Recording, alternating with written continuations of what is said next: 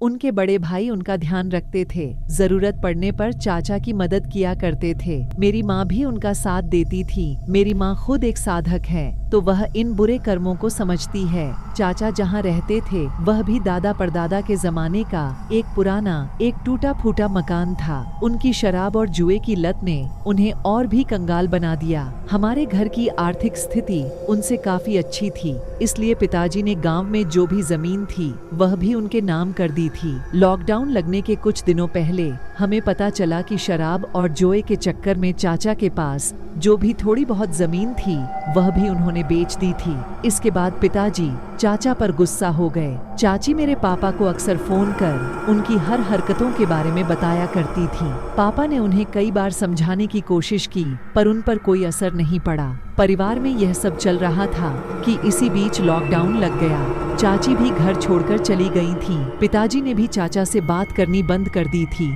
और लॉकडाउन के खत्म होने के करीब 2 या 3 महीने बाद अचानक एक दिन हमें पता चला कि मेरे चाचा ने बहुत सारी जमीन खरीद ली है, अपने लिए एक बढ़िया सा मकान बनवा लिया है और कुछ दुकान खरीद कर किराए पर चढ़ा दिए हैं। यह सुनकर मेरे घर वाले खुश तो थे, लेकिन हैरान भी थे कि यह सब अचानक कैसे हो गया। पता नहीं था कि उनके पास अचानक इतना पैसा कहां से आ गया था। अब चाचा का स्वभाव भी विक्षिप्त और अजीब था। न वह कभी किसी से ठीक से बात करते थे और न ही किसी को अपनी करीब ने देते थे। पिताजी ने भी उन्हें 2-3 बार फोन कर इसके बारे में पूछने की कोशिश की, तो चाचा ने पिताजी को बहुत भला बुरा कहा और गालियां दी और आखिरकार इसलिए हमारे परिवार ने उनसे संबंध तोड़ दिए। पिताजी को उनकी चिंता हो रही थी, इसलिए उस दौरान उन्होंने गांव वालों से भी पूछताछ की, पर गांव वाले खुद हैरान थे और वह खुद नहीं जानते थे कि उनके पास इतना पैसा कहां से आ रहा है। पैसा आने के बाद से चाचा ने लोगों से मिलना जुलना भी बंद कर दिया था। एक बात गांव में फैल गई थी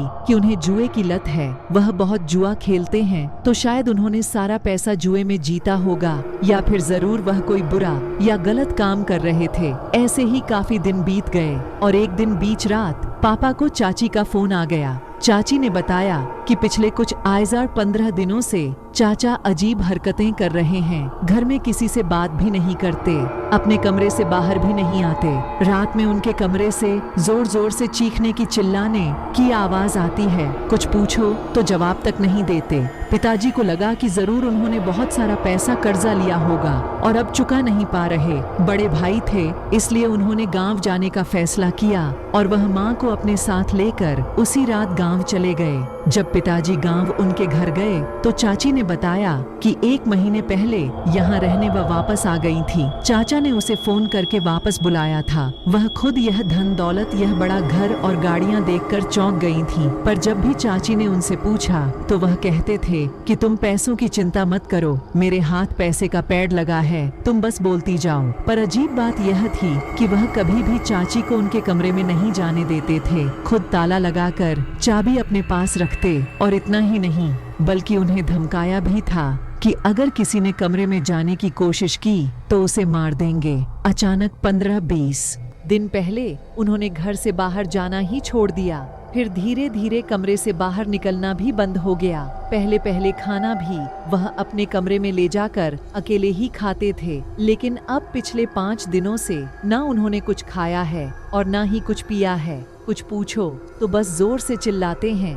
एक बार गलती से उन्होंने कमरे का दरवाजा खुला छोड़ दिया था, तो चाची ने कमरे में झांक कर देखा। तब देखा कि वह कमरे के कोने में घबराए हुए बैठे थे और अपने कानों पर हाथ रखकर जोर जोर से चिल्ला रहे थे, किसी पर चीख रहे थे। और चाची को देखते ही वो उस पर चिल्लाने लगे उसे धक्का देकर घर से बाहर निकाल दिया। चाची को तो समझ नहीं आ रहा था कि वह ऐसा क्यों कर रहे हैं। मेरी माँ एक साधक थी, तो उसे पता था कि यह कोई बीमारी नहीं है, कोई अलग ही मामला है। वह देखकर ही समझ गई थी कि उनके पीछे जरूर कोई बुरी ताकत है। फिर भी पिताजी ने डॉक्टर को बुलाया और चाचा का इलाज शुरू किया। चाचा ने दवाई खाने से भी इनकार कर दिया। आखिरकार माँ ने अपने पहचान के एक साधक को फोन लगाया और उन्हें तुरंत गांव आने के लिए कहा। उन साधक के आने के बाद पिताजी और साधक चाचा के कमरे में चले गए। पहले तो उन पर बहुत चिल्लाए, उन्हें गालियां देने लगे, इतना बुरा बर्ताव किया